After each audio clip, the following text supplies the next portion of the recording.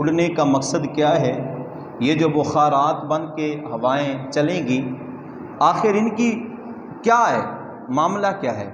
فرمایا کہ وہ ہے قیامت کی یقین دہانی کروانا، قیامت کی، کہ قیامت آئے گی اور کس انداز سے آئے گی۔ طرح طرح کے قیامت آنے کے انداز ہیں۔ کہیں پر وہ پہاڑ بن کر جو ہے وہ ہوائیں بن جائیں گی، اور کہیں پر زمین ہی کو بخارات بنا دیے جائیں گے، یعنی چھوٹے چھوٹے ذرے جو ہوتے ہیں اڑتے پھرتے۔ کبھی آپ نے وہ واب ورولہ دیکھا ہو نا، دیکھا نا واب ورولہ جیسے وہ گھومتا ہے ہوا میں، جو چیز پڑی اس کو اپنے اندر گھیرے میں لے لیتا ہے۔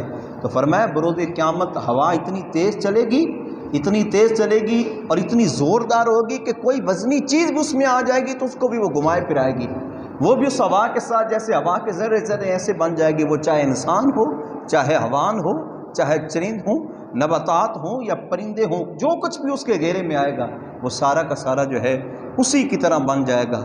اس کا ذکر فرمایا۔ اس کے بعد اللہ تعالیٰ نے اہل جنت کی صفات کا ذکر فرمایا کہ جو اہل جنت ہوں گے ان کے لیے اللہ نے نا عمدہ، بہترین، لذیذ کھانے تیار کر رکھے ہیں جنت والوں کے لیے۔ شرط یہ ہے کہ وہ جنت والا، اور جنت حاصل کرنے کے لیے شرط یہ ہے کہ وہ حضور کا غلام ہو، حضور کا غلام ہو۔ اور فرمایا کہ ان کے عمدہ اور پرہیزگاروں کے بارے میں فرمایا کہ اللہ تعالیٰ نے ان پر اپنی خصوصی رحمت فرمائی ہوئی ہے، پرہیزگاروں پر، اور اللہ تعالیٰ بروز قیامت ان کو جو ہے بلند مقام دے گا۔ بلند پرہیزگار جو ہوں گے نا، روزے کا بھی مطلب ایک کیا ہے جی؟ پرہیزگاری ہے نا، روزے کا مطلب ہے تقویٰ، پرہیزگاری۔ فرمایا اللہ تعالیٰ پرہیزگار لوگوں کو بلند مقام دے گا، اور وہ اتنا بلند اور پیارا مقام ہوگا نا، فرمایا ہو نیک اور پرہیزگار ہوگا نا تو اللہ تعالیٰ ان کو شہداء والا مقام عطا فرمائے گا۔ اور شہداء والا مقام کیا ہے جی؟ انبیاء کے بعد مقام ہوگا صدیقین کا، صدیقین کے بعد جن کا مقام ہے وہ ہے شہداء۔ تو فرمایا جو پرہیزگار ہوں گے نا، پرہیزگاری ہی میں دنیا سے جائیں گے، ایمان کی حالت میں جائیں گے، نیک ہوں گے، متقی ہوں گے۔ تو ان لفظوں میں دوسرا یہ کہہ لو جو رمضان میں مرے گا نا، وہ بھی روزے کی حالت میں، اور موت بھی آئے، وہ تراویحاں پڑھتا، موت آئے، ایسے لیے نہیں فرمایا کہ میرے آقا علیہ السلام نے کہ جب رمضان آتا ہے اللہ جنت کے دروازے کھول دیتا ہے، اور ایمان والا ادھر سے آنکھ بند کرتا ہے، اللہ ڈائریکٹ جنت عطا فرماتا ہے۔ اس کے لیے ادھر ادھر کے قصے ہی ختم، حساب کتاب والے معاملے خط، قبر کے بارے میں سوال و جواب جو ہوں گے خط، سب کچھ جو ہے فنش ہو جائے گا۔ ایک چیز برقرار رہے گی، وہ صرف ایمان ہے۔ اگر شرط یہ ہے کہ ایمان پہ مرے گا رمضان میں تو اللہ تعالیٰ نے جنت کے دروازے پہلے ہی کھول دیے ہیں، وہ ڈائریکٹ جنت میں جائے گا۔ اور اس کے بعد اللہ تعالیٰ نے حضرت ابراہیم علیہ السلام کی مہمان نوازی اور فرشتوں کی طرف سے انہیں ایک صاحب علم بیٹے کی بشارت کا ذکر کیا گیا ہے۔ اس کے ساتھ نافرمان قوموں، حضرت لوط علیہ السلام کی قوم، آل فرعون کی قوم، سمود، عاد، حضرت نوح علیہ السلام کی قوم کا عبرتناک انجام بیان کیا۔ اور اس کے بعد اللہ تعالیٰ نے فرمایا اسی صورت میں کہ جنات اور انسانوں کی تخلیق کا مقصد صرف میری عبادت ہے۔ یہ ذہن کر لیں، ذہن میں اپنے بٹھا لیں کہ جنات اور انسانوں کی تخلیق کا مقصد صرف کس کی عبادت ہے جی؟ کس کی؟ اللہ کی۔ کیا کرنی ہے؟ عبادت۔ اب اگر ہم دنیا میں آئیں تو یارو میرے آقا علیہ السلام فرماتے رب نے تمہیں دنیا میں بھیجا ہے نا تو اس رب نے تیرے رزق کا ذمہ بھی لیا ہے۔ اور ایک مسلم کی حدیث کریمہ ہے کہ آقا علیہ السلام نے فرمایا کوئی روزی تلاش کرنے میں اعتدال، میانہ روی اختیار کرو۔ بندہ اس وقت تک مرے گا نہیں جب تک کہ اللہ نے جو رزق اس کے حق میں لکھ دیا وہ کھا نہ لے۔ اور فرمایا حلال کو پسند کرو اور حرام کو چھوڑ دیا کرو، حلال کو پسند کرو، حرام کو چھوڑ دیا۔ فرمایا عبادت ہے مقصد، صرف اللہ کی عبادت۔ اب عبادات میں کون کون سی چیزیں آتی ہیں؟ ایک بڑا وسیع اور بڑا طویل چیپٹر ہے کہ اس میں کون کون سی چیزیں آتی ہیں، لیکن فرمایا کہ اللہ تعالیٰ نے یہاں عبادت کا انسان کی تخلیق اور جنات کی تخلیق کا مقصد بتا دیا ہے کہ اس کی عبادت کرنی۔ اس کے بعد اللہ تعالیٰ نے ملاقات، فرمایا کہ بروز قیامت جو ہے رب سے کون کون چاہتا ہے کہ ہماری ملاقات اللہ سے ہو؟ ہر ایک چاہتا ہے نا، ہر ایک کی دل کی تمنا ہے۔ فرمایا ملاقات کرنی ہے تو پھر اللہ کے متی اور فرما بردار بندے بن جاؤ، نیک بندے بن جاؤ، جیسے رب فرماتا ہے نا ویسے کرتے جاؤ، دیکھنا پھر رب تمہیں خود بلا کے کہے گا میرا وہ بندہ کہاں ہے۔ آج ہم کہتے ہیں نا ہمارا رب، ہمارا رب، ہمارا رب، تو تب جب کڑکتی دھوپ ہوگی، تانبے کی زمین ہوگی، پھر اللہ کہے گا عبدی عبدی، میرا بندہ کہاں ہے، میرا بندہ کہاں ہے، این عبدی، میرا بندہ کہاں ہے۔ تو جب اللہ کا بندہ سامنے جائے گا، کون؟ جو متقی اور پرہیزگار ہوگا۔ اس کے بعد اللہ تعالیٰ نے اس پارے میں سورۃ طور کا ذکر کیا جی۔ طور ایک پہاڑ کا نام ہے جس پر اللہ تعالیٰ نے حضرت موسیٰ علیہ السلام سے کلام فرمایا، اور اس کی پہلی آیت میں اس پہاڑ کی قسم کھائی اللہ نے۔ اچھا، یہاں سے آگے ایک سلسلہ چلے گا جی، اللہ نے فلاں چیز کی قسم کھائی، اللہ نے فلاں چیز کی قسم کھائی۔ یہ آج ہی کے درس میں آپ کو بتا دیں قسمیں کیوں اللہ فرماتا ہے۔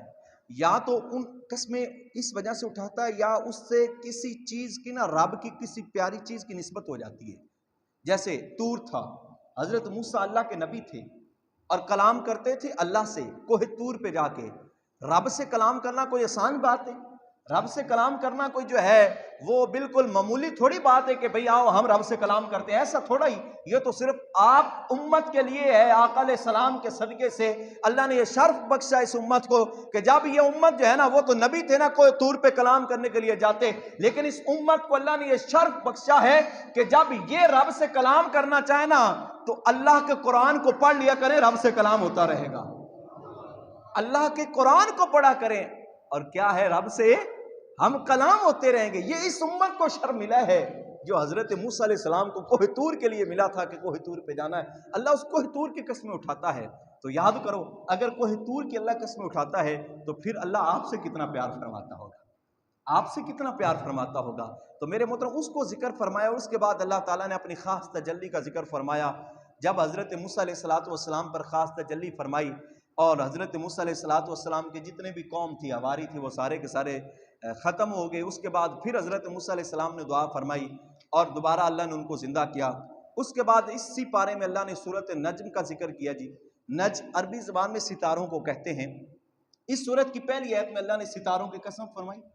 ستارے کیوں عزیز ہیں جی؟ ستارے اتنے کیوں مقدر والے ہیں؟ ستاروں نے ان کی قسم اس لیے بیان فرمائی کہ انہوں نے جلوہ مصطفیٰ دیکھا ہے۔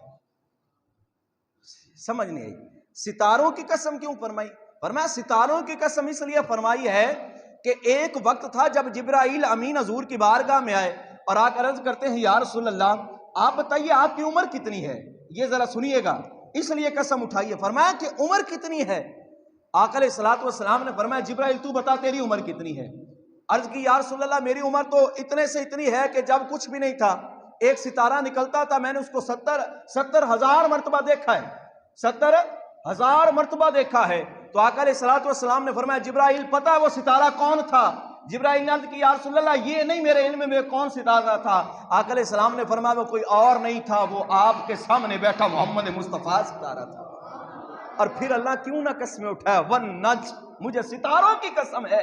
اور بھائی جس ستارے کے روم میں میرے آقا علیہ السلام آئے اللہ تو اس کی بھی قسمیں اٹھاتا ہے۔ اتنا رب پیار کرتا ہے اپنے محبوب سے، اتنا پیار کرتا ہے کہ جس چیز کی نسبت میرے آقا کی طرف ہوتی جائے اللہ اس کی قسمیں اٹھاتا جاتا ہے۔ اور ہم رب کی قسم اٹھائیں، اللہ کو کسی کی قسم اٹھانے کی ضرورت نہیں، رب کو اپنی بات منانے کی کسی کی ضرورت نہیں ہے، لیکن رب یہ عیان کرنا چاہتا ہے، کھولنا چاہتا ہے کہ جس کو تم عام محبوب سمجھ کے بیٹھ گئے ہو وہ عام نہیں ہے، جس کو اپنے جیسا کہہ کر بیٹھ گئے ہو وہ اپنے جیسا نہیں ہے، وہ بے مثل اور بے مثال محبوب ہے، وہ بے مثل ہے، اس کی کوئی مثال بھی نہیں ملتی ہے۔ اور اس کے بعد اللہ تعالیٰ نے اس میں فرمایا کہ آیت سجدہ کا نازل ہونا، جو ہم سجدہ کرتے ہیں، ان آیات کا نازل ہونا کہ سجدہ کیوں واجب کیا گیا اس کا ذکر ہے۔ اس کے بعد اللہ تعالیٰ نے اس صورت میں آقا علیہ السلام اور قرآن کے بارے میں جتنے بھی شکوک و شبہات تھے نا مشرکین مکہ کے، ان ساروں کو اللہ تعالیٰ نے دور کیا ہے۔ اور اس کے بعد اللہ تعالیٰ نے اس کے آخر میں پھر قیامت کا ذکر کیا ہے۔ قیامت کا بار بار ذکر کرنے کا مطلب یہ ہے قرآن میں، تاکہ یہ بندہ جو ہے نا جہاں کہیں سے بھی بھٹکے گا نا، جب قیامت کا خواب آئے گا نا خوف آئے گا۔ مطلب یہ ایک سیٹھ جو ہے نا، سیٹھ ہے، مثال کے طور پر بتاتا ہوں، سیٹھ جو ہے نا اس نے اپنے غلام کو 1,000 روپیہ دیا اور اس نے بولا اس کا یہ چیز خریدنی ہے۔ اگر اس نے اب 1,000 سے زیادہ کچھ چیزیں خرید لی نا پھر بھی ڈر ہے، اور 1,000 سے کم خریدی پھر بھی ڈر ہے۔ اب اس کو حساب دینا ہے۔ اگر معاملہ ہمارا بھی یہ ہوگا نا کہ قیامت والے دن والیوم الآخر، جو آخرت کا دن ہوگا، یوم الدین جو حساب و کتاب کا دن ہوگا، روز جزا کا دن ہوگا، سزا و جزا کا دن ہوگا، اگر ہمارے دل میں یہ بات ہوگی تو پھر ہم کبھی بھی گناہ نہیں کریں گے۔ ہم اس زندگی کو اس حساب سے چلائیں گے کہ ہم نے اس کا حساب دینا ہے۔ جس کے پاس جتنا زیادہ پیسہ ہوگا نا، یعنی کہ ایک بندہ ہے، ایک کو اس نے 1000 دیا اور ایک کو اس نے 10,000 دیا، جس کو 1000 دیا جب وہ حساب دے گا تو بالکل سیکنڈ منٹ میں ختم ہو، 5 منٹوں میں ختم ہو جائے گی، اور جس کو 10,000 دیا 1 گھنٹہ تو لگائے گا نا حساب دیتے۔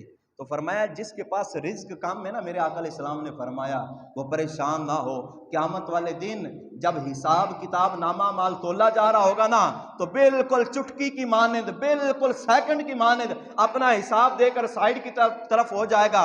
فرمایا اس وقت جب آج کے دور میں غریب جو ہے نا اپنے آپ کو غریب سمجھ گیا ہے، وہ غریب نہ سمجھے، قیامت والے دن وہ غریب فائدہ مند ہوگا۔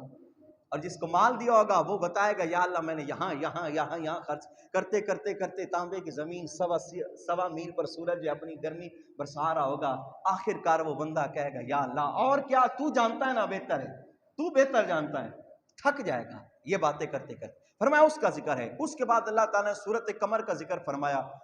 قمر عربی زبان میں چاند کو کہتے ہیں۔ اب میں کیا بتاؤں، یہاں بھی اللہ نے چاند کی بھی قسم اٹھائی ہے، چاند کی بھی قسم اٹھائی۔